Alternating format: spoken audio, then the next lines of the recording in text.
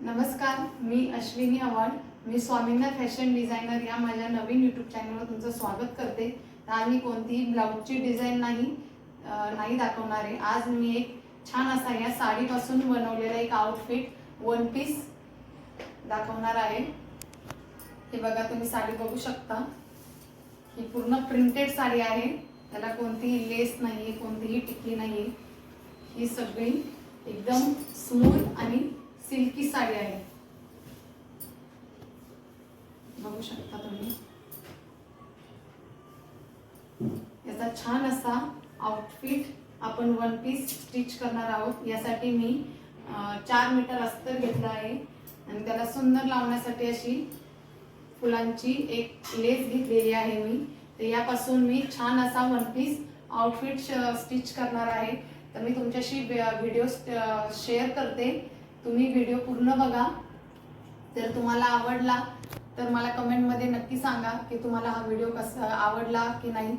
आणि व्हिडिओ आवडल्यास लाईक करा, शेअर करा आणि सबस्क्राईब नक्की करा. चला तर मग आपण ह्या ड्रेसची कटिंग करून मी तुम्हाला दाखवते. ह्या साईडने मी स्ट्रेट लाईन एक आखून घेतलेली आहे, कारण आपलं अस्तर थोडंसं वर खाली आहे म्हणून. हे बघा, इथे मी गळ्याची रुंदी 2.5 ठेवते आणि शोल्डर ही 6.5.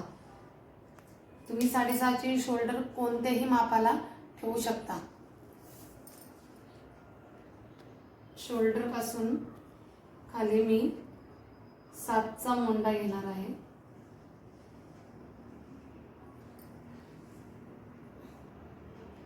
अडीचची गळा रुंदी, 6.5ची शोल्डर आणि आपली चेस्ट आपली पूर्ण 8ची आहे.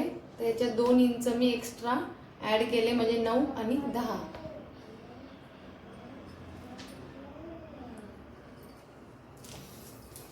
इथे मी माझा गळा 6.5चा आहे. इथे आपला गळा टाकायचा.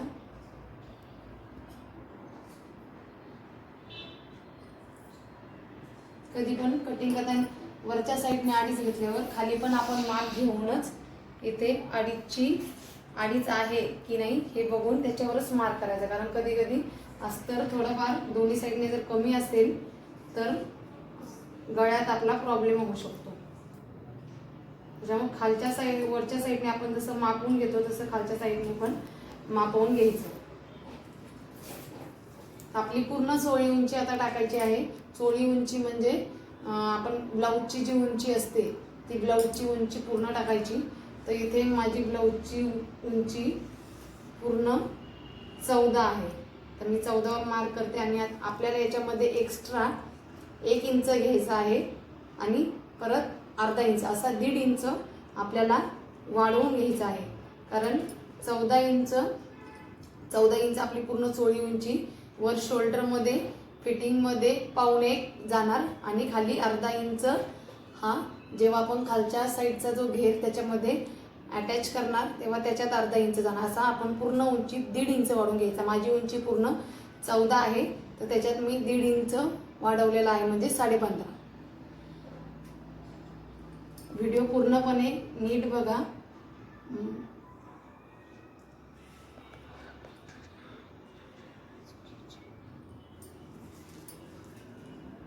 आणि ह्या साईडने पण मोजून घ्यायचं.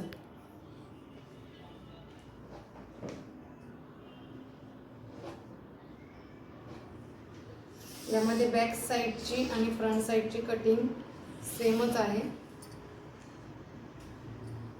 इथे तुम्हाला दाखवल्याप्रमाणे मी मोंडा 7चा घेतला आहे.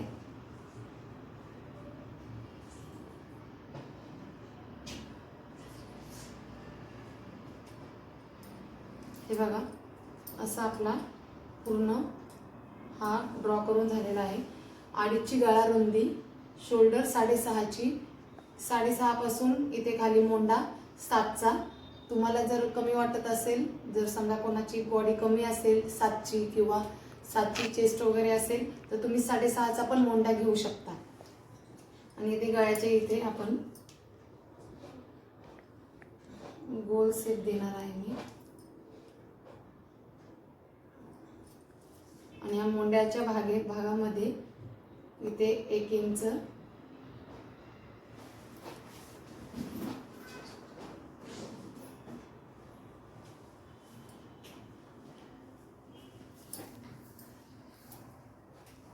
आणि ह्या साईडने आपली जिथे चोळी उंची आली तिथे 1 इंच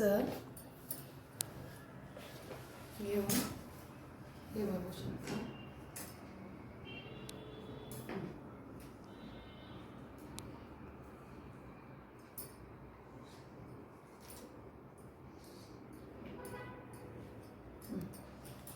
हे पाहू शकता तुम्ही. हा पूर्ण आपला रेडी झालेला आहे. तर आपण आता कट करूया. आपला हा फ्रंट साईज आहे आणि बॅक साईड पण मी कटिंग करून घेतलेली आहे. बघा, बघू शकता तुम्ही.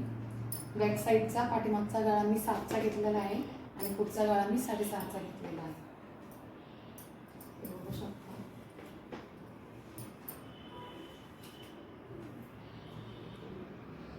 तर ते आपण साडीवर कट करून घेऊया. ही मी साडीवर कटिंग करून घेतलेली आहे. ही बॅक साईड आणि फ्रंट साईड. आता ह्या ठिकाणी गळ्याच्या साईडने आपल्याला शिलाई मारून घ्यायची आहे. तुम्हाला जर कॅनव्हसची फिनिशिंग आवडत असेल तर तुम्ही याची कॅनव्हसची फिनिशिंग करू शकता. आता या गळ्याच्या साईडने मी शिलाई मारून घेऊन गळा हा पलटी करते आणि पूर्ण लॉक करते. अशा प्रकारे आपली ही फ्रंट साईज आहे आणि बॅक साईड तुम्ही बघू शकता. व्यवस्थित छान अशी फिनिशिंग झालेली आहे. हा बॅक साईड आणि हा फ्रंट साईड. तर आपण मी जे तुम्हाला दाखवल्याप्रमाणे आपण फ्रंट साईजपासून जो थोडासा वेगळा असा जॅकेटचा जो पॅटर्न घेतलेला आहे, नॉर्मल जॅकेटचा पॅटर्न, तो आता इथे आपण कटिंग करूया. तो मी पेपरवर कटिंग करणार आहे.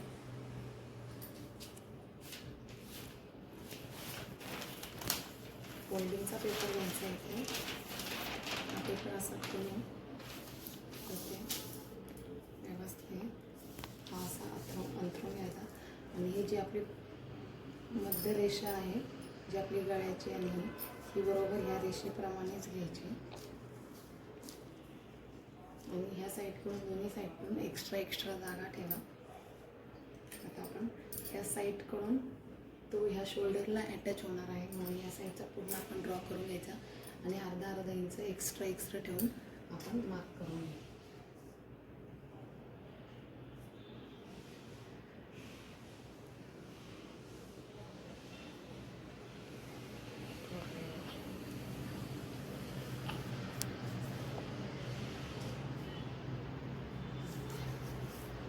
इथे तुम्ही बघू शकता सगळं मी एक्स्ट्रा हे केलेलं आहे. आणि आता आपल्या वरच्या साईडने आपण 3.5 इंच असं घेणार आहोत. इथं पण ह्या साईडने पण हे का व्यवस्थित गोलाकार आकार आला पाहिजे म्हणून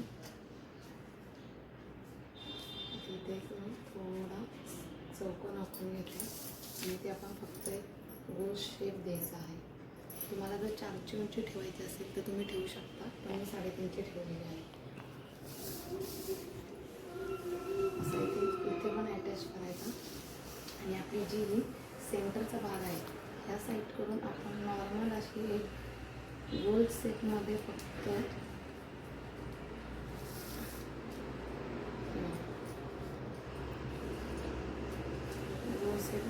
इथे देणार आहोत. आणि हा पण जो गोल आकार आहे त्याचा पण असा इथे तुम्ही बघू शकता की इथे हा आपला मेन पार्टचा गळा इथे लाईन इथे गेलेला आहे आणि हा गळा आपला वरचा हे बघू शकता तुम्ही व्यवस्थित. आता आपण याची कटिंग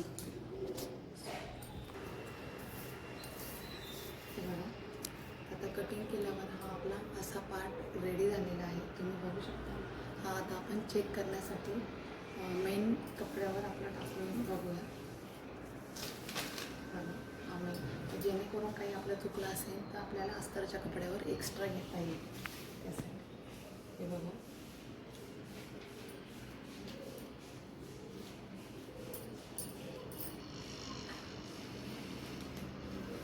बघू शकता त्या साईडला आपल्या सगळ्या ठिकाणाहून एकदम व्यवस्थित सगळा एक्स्ट्रा आलेला आहे. आता आपण हा आपला बरोबर कटिंग झालेला आहे. आता आपण हा अस्तरवर कट करूया. हे बघा मेन अस्तरवर आता आपण कट केलं आहे. अस्तरवर कटिंग झाल्याच्या नंतर पण परत एकदा चेक करूया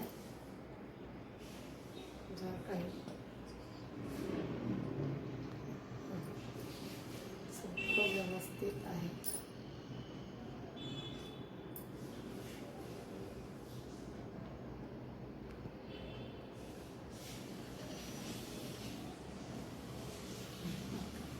ठीक आहे. आता आपण आपला जो हा कपडा आहे साडीचा तोच याच्यामध्ये साडीचा कपडा या मापाने आपण कटिंग करून घेऊ. या साईडने ह्या गोल भागावर आणि ह्या भागावर आपण कॅनव्हासची फिनिशिंग करणार आहोत, जेणेकरून हा सेप एकदम या गळ्यावर बसवताना एकदम सेपमध्ये बसतो.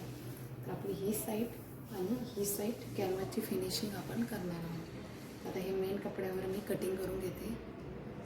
अशा प्रकारे आपला हा भाग रेडी आहे इथे. आणि ह्या साईडला मी सांगितल्याप्रमाणे कॅनव्हासची फिनिशिंग करून घेतलेली आहे. आणि ते छान अशी फुलांची जी लेस आहे ती मी एक साईडने लावलेली आहे. तुम्ही बघू शकता खूप छान असं रेडी झालं आहे. आणि आता हे आपण मेन पार्ट जो आपला तर आपण हे असं मेन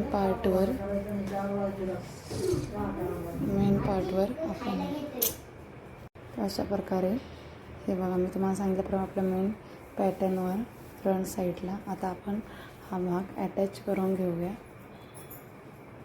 ही साईड इथपर्यंत पूर्ण पॅक करायची. इथपर्यंत हे असं पूर्ण पॅक करायचं. फक्त हा एवढा पार्ट सोडून पूर्ण वरचा कपडा खालच्या कपड्याला जॉईंट करायचा व्यवस्थित.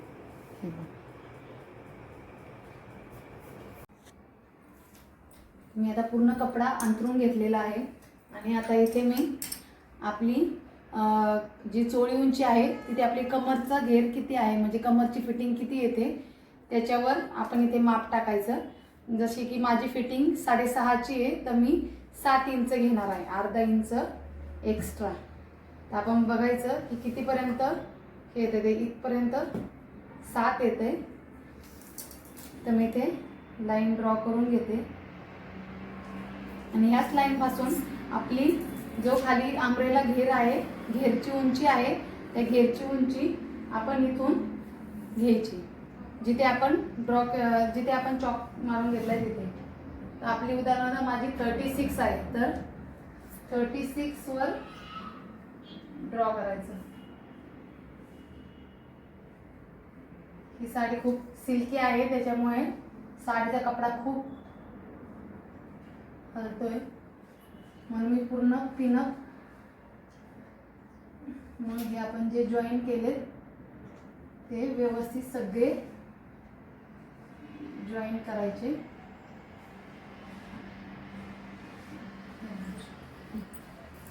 हे बघा इथे आपण कमर घेर जो आहे त्या कमर घेरची फिटिंग टाकली आहे. आणि तिथून आपली पूर्ण जी आंब्रेलाची जी उंची आहे ती उंची पूर्णपणे त्या साईडने मी गोल आकाराने सेप घेतला आहे. आता कटिंग करताना हा भाग पहिला कटिंग करून मग हा गोल आकार कटिंग करायचा. अशा प्रकारे आपला आंब्रेलाचा खालचा घेर हा कटिंग करून झालेला आहे. आणि आपली स्लीव्स पण तुम्ही बघू शकता मी फुल स्लीव्स ठेवलेली आहे. सिंपल आहे स्लीव्स पण कटिंग करून झालेली आहे. आणि अशा प्रकारे आपल्याला हा अटॅच करायचा आहे.